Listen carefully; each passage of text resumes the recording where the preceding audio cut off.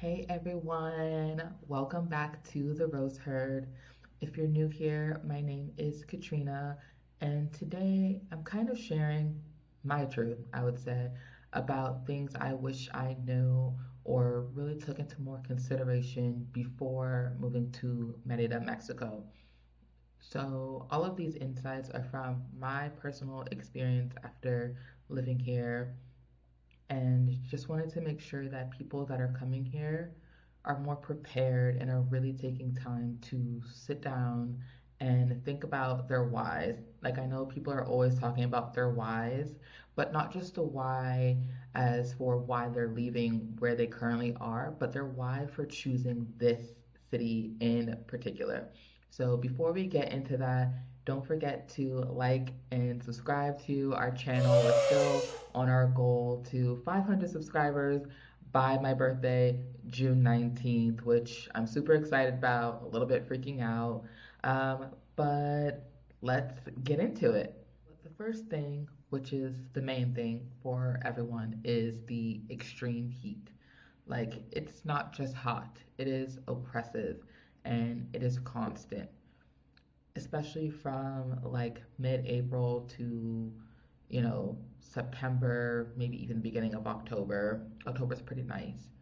But this heat, it affects everything: energy, errands, clothing choices, even your mood. So, what I say by that is that it gets hot early, like very early. I'm going to show you some temperatures from different times of the day from the past couple months ago. The sun is usually up around like 5:30 a.m. The sun is already up. So by 8 o'clock, it is hot. Um, and right now, the sun is going down a bit earlier, around like 6 o'clock, 6:30. It's already down, but the UV index is like 9, 10, 11, which I didn't even know the UV index went to 11, to be honest, before moving here. But it's just so hot. So it affects how you run your day. So you either have to do things really early in the morning or in the evening time. Can you do them in the middle of the day? Yes. But is it recommended? No, because it's just too hot. Um, and sometimes we do have to go out there and do stuff, but you know, you have to think about that if you're coming here and you don't have your own vehicle and you're relying on Ubers or public transport. A lot of the bus stops are not covered. It's usually just a sign that says Parada va y ven, and you're just standing out there on the sidewalk with everyone in the sun. Or if you are getting an Uber, you're just waiting in front of the store.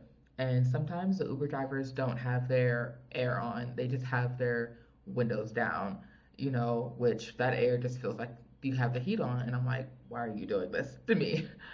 Um, so if you're moving here from somewhere that has four seasons, just sell your jeans because since we've been here, I've worn jeans maybe once or twice.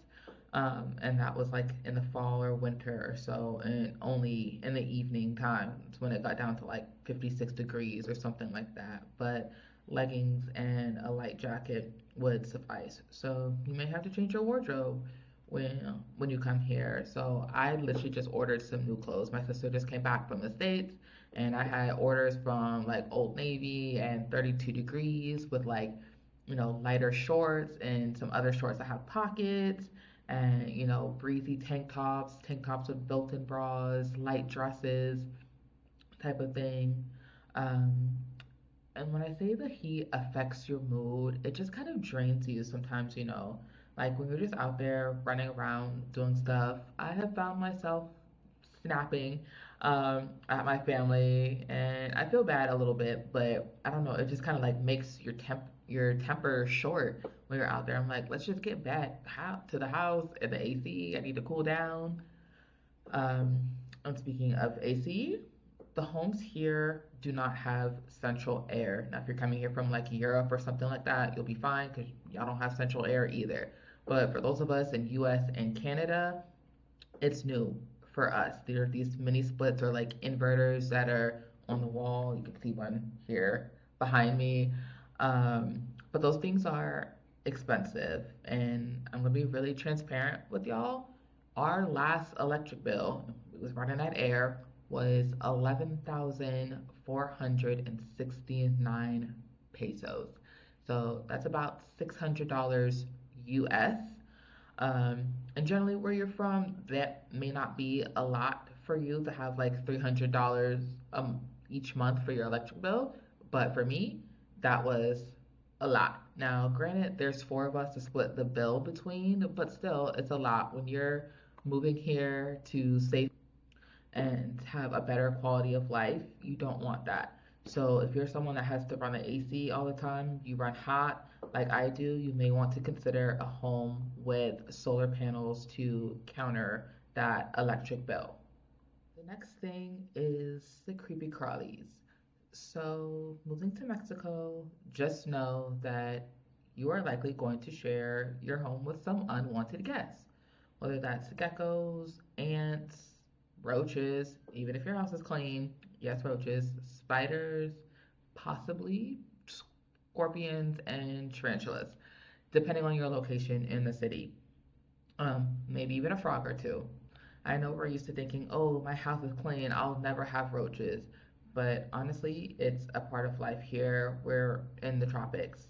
Like, Merida is basically a city that is built inside of a rainforest. So we are surrounded by forestry, and those animals are still here. They're not giving up their house without a fight. Um, we live in a privada, and a lot of the privadas are outside of the city. So basically, it's just like neighborhood, and all the way around it is just like forestry and overgrown patches of land. They're there, so there are animals in there. Even I've seen stray dogs just walk off into the brush here sometimes. Now, there are some things you can do to prevent those creatures. So, making sure gaps are sealed around the windows and doors, having bug spray, fumigating the yard, and having traps. So, something recently, like in the past month or so, happened here in our privada. The maintenance people were being a bit slack with like the trash and brush that they were collecting, like from tree trimmings and stuff. It was just like piled up near the front instead of bagged and having it removed quickly. So rats decided they wanted to build a home inside of all of that pile of brush.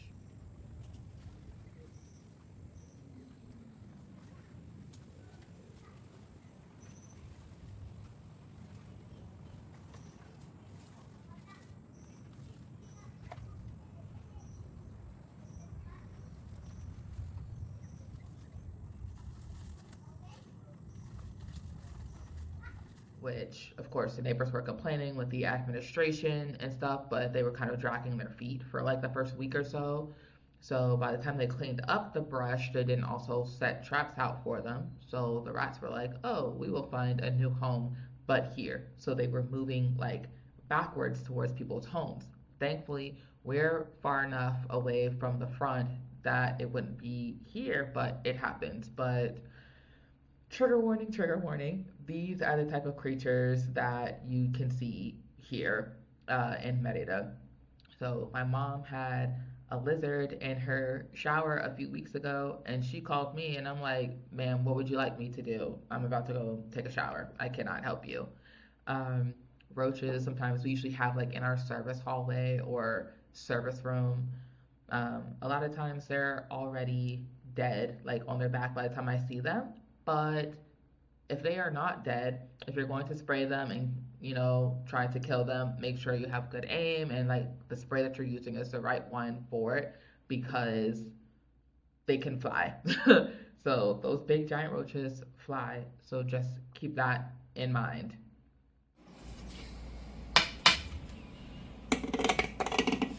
So if y'all are wondering what I'm doing with this piece of broken broom, it's to check the wall above the doorways for lizards and roaches. So normally these things are already dead and on their back by the time you come in here. But if they're not, please know that they, in fact, fly. So scary. Okay, I'm out of here. So, number three is the home rental process.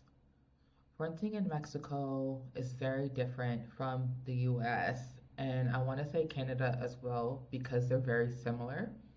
Um, a lot of times, listings aren't always online, and agents usually work for the landlord pretty much.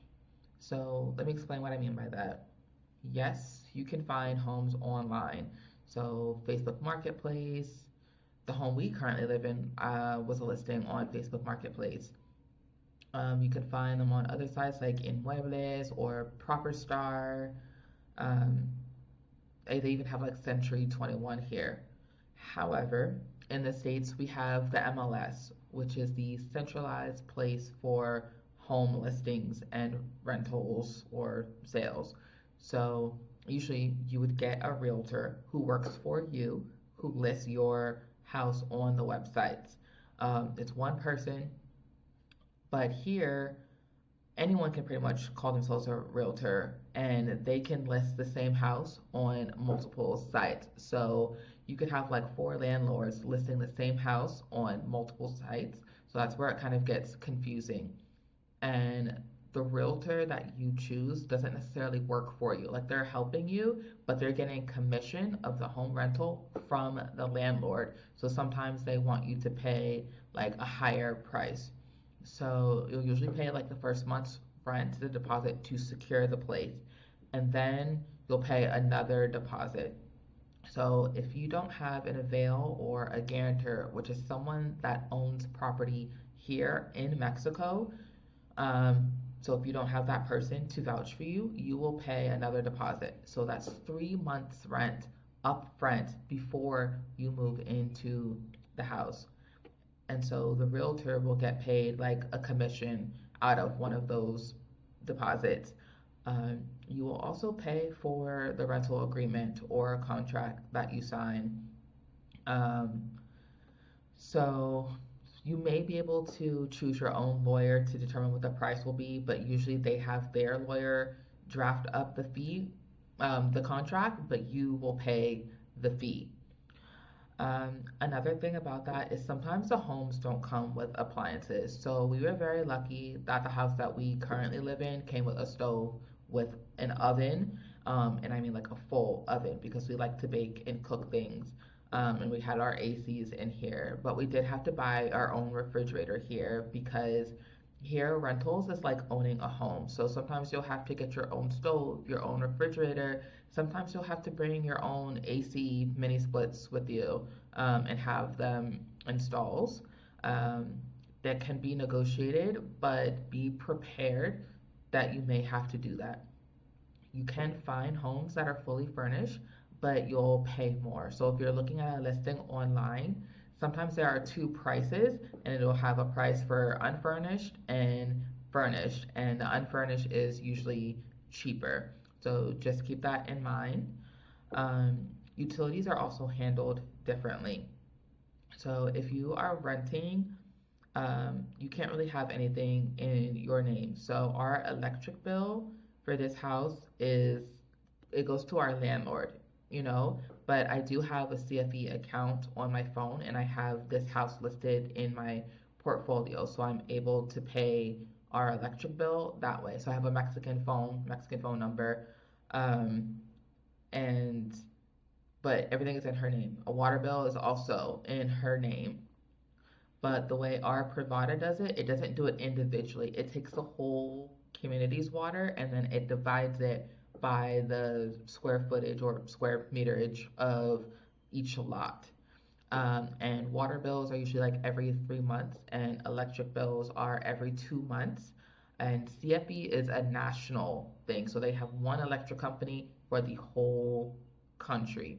So just keep that in mind that you'll pay your own electric bill, but it won't be in your name.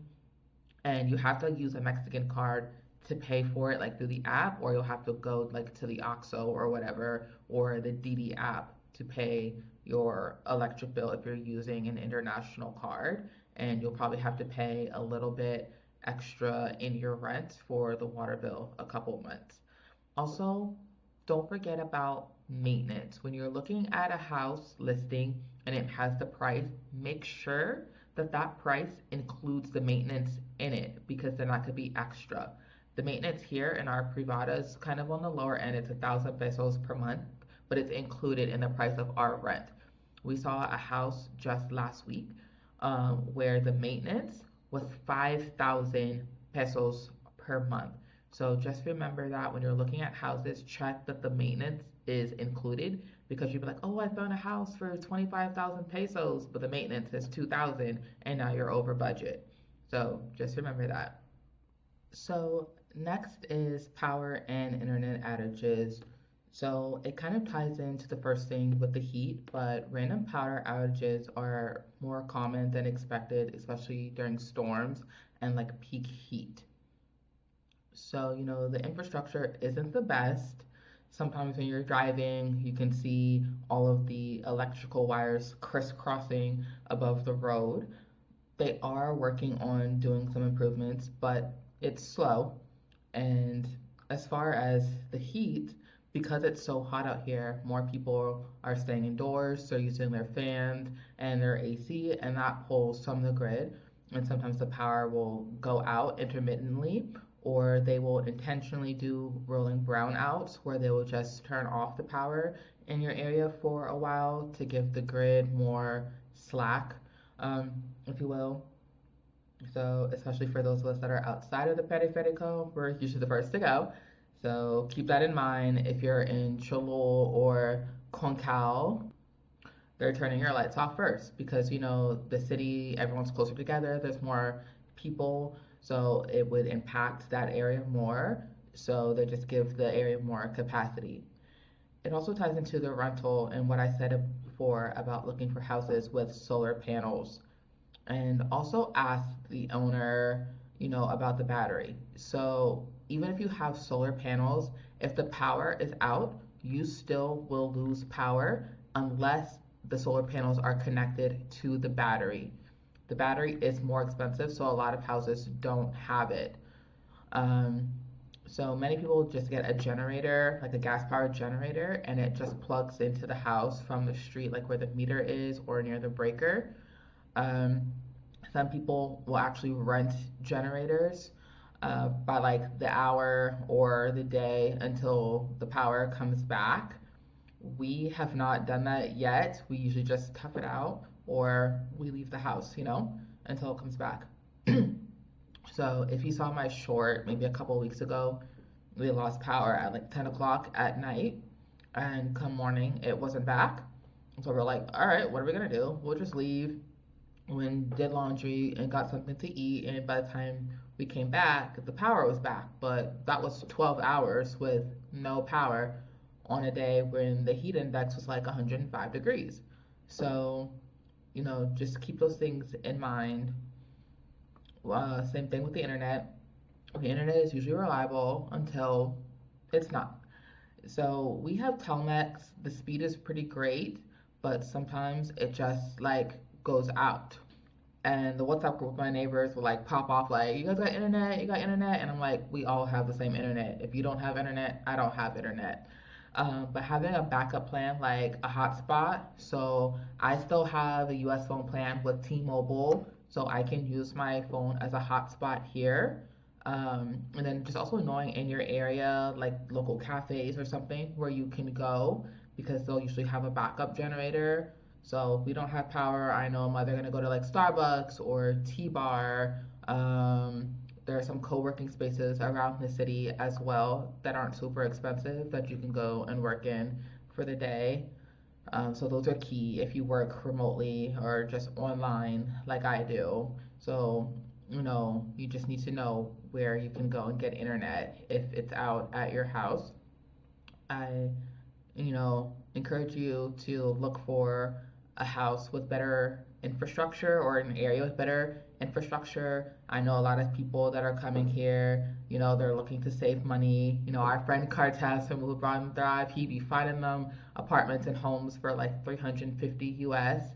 And, that's great for your pockets, but also take your lifestyle into consideration. If you're coming from like the US or Canada, you know that you're not just ready to drop off into an area where there's like dogs roaming the streets and there are chickens out there, and you know the houses are like close together. You may only have like one bathroom. You know, you have to consider that there are some houses out here, even in this area, like we're in a privada in Cholul, but there are homes in Cholul where the people don't have internet in their home.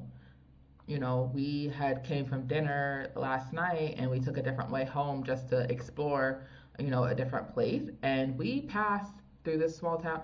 There were like 8 horses that we passed by on this road. And I said, where do these horses come from? You know, so just keep that in mind. All right, and number 5 or so, and that's finding community. So, moving abroad can be lonely at first, especially if you're moving here without your family like I did. So, you really have to put yourself out there to meet people, which is hard for introverts like myself. I'm very, very, very much an introvert. But Facebook expat groups, local events, organized activities really help you to like connect with people. So, an example of that is there are 2 Facebook groups for the abundantly melanated people, and they have a directory of like different WhatsApp groups. So, I had met, you know, some people who are really about like doing community service. So, if you saw our video from Christmas, all that community service we were doing, that was put on like with a WhatsApp group that we're in. And then, you know, we were giving out candy and toys and some clothes. And then there's another group that we're in that's for adults that just like to play, like having game night or they do like kickball tournaments and stuff. And we did a scavenger hunt around the city. So we were split into different teams and had like a map and like clues. And we had to like take photos and submit them for points and stuff, whatever. And it was so fun. Like there was like 20 adults that were just like running around downtown Mérida just like playing. We have a meetup this month that's like supposed to be like a throwback to our childhood, but they're keeping it real hush hush. So I'm really trying to figure out what it's gonna be. Um, and then coming up also this month, I want to say it's the third or fourth annual Juneteenth Jubilee where we'll be at. We were here last year for Juneteenth and we were gonna go, but the event got rained out. Like it was storming like crazy. But we are in there this year. We've got our tickets. So if here in Merida during Juneteenth, um, I'd love to see you guys there. I'll probably put the link below for the to get tickets. It's also my birthday, so don't forget to shout me out, say hey, before we go on our trip. But just, staying apprised of what's going on in the city. Things at La Plancha, like they have Zumba on weeknights at like 6:30. It's free. They have shows at the amphitheater, also free. The government puts on a lot of like free things for like health and activities. Another place to or person to follow is Mid City Beat, and we just went to a restaurant last night from her because I had been on the hunt for a good Chinese food like back home. Like if you're on the East Coast, Chinese food next to the Food Lion, that's what I was looking for. So this is the first place I found that had like General Tso's chicken on the menu and got like combo plates with the pork fried rice on it. So I was really really excited about that. There are WhatsApp groups for everything for like homeschooling parents or just like mom groups or whatever. Different types of meetups. We've done line dancing, like, where the fans at? Yeah, we've been in there doing that. There's a guys league for like meeting up to play basketball, and I think there's also a co-ed league, but I think that might just be for kickball. But if there's a group that you want that you don't find, create the group. There may be someone else in that. In one group, it's called like Hey, Want to Meet Up? They're meeting up for just like mindful moments. They meet up at this park and they bring their coloring books or sewing or knitting or reading or whatever. And it's just like a quiet meetup. They have a meetup for people that are playing Dungeons and Dragons out here. There's something for everyone. But you have to be proactive in building your support system. Talk to your neighbors, you know, learning, to find someone that can clean your pool or a gardener or a plumber or whatever. Talk to your neighbors, talk to people in groups, and, really work on building your community. Um, and also, be the person that you're looking for others that are coming here. Now, I know that was a lot of information. Your brain's probably like right now. But living in Merida or Mexico in general has its challenges, but knowing these things ahead of time can really help make your transition a lot smoother when you move here. And even with all of this, the heat, power outages, I still would not trade this experience of living here. I just wish someone had told me sooner, or even the ones that did like tell us. I feel like some of them kind of sugarcoated just a little bit, and I'm like, nah. I'm like, y'all need to know this. If y'all saw our 6 month in Merida video, you saw my reaction to the lizards that's in there. I'm getting a bit better with that, but that one just happened to be a really big one. I'm starting to tolerate them a bit more. As far as the heat, like I'm figuring out how to manage my days with that. I figured out my places if there's no power or internet, and using my hotspot, and just kind of keeping cool using the dip pool. Um, and I didn't want this video to discourage you from coming here. I just want you to be prepared, for what life is really, really like here. It is still great. I love living here with my family. Um, my sister just came back from the States yesterday, and she was like, it was so good to be home. And she was even calling me while she was there. She was like, I can't wait to come back to where there's, affordable prices, because she was grocery shopping, and she was like, Katrina, I hate this. She was like, I hate this so much. It was like, why are eggs and stuff so expensive? Ubers are expensive there. Um, and so we just really enjoy our life here. If you have questions about anything in this video or just life in general, let us know. And also let us know what surprised you the most about this video. I try and respond to every comment that I can. And don't forget to also, you can follow us on Instagram or send us a DM there as well. I manage that. So you'll hear from me. But that's pretty much it for today, y'all. I will see you in the next video. Bye.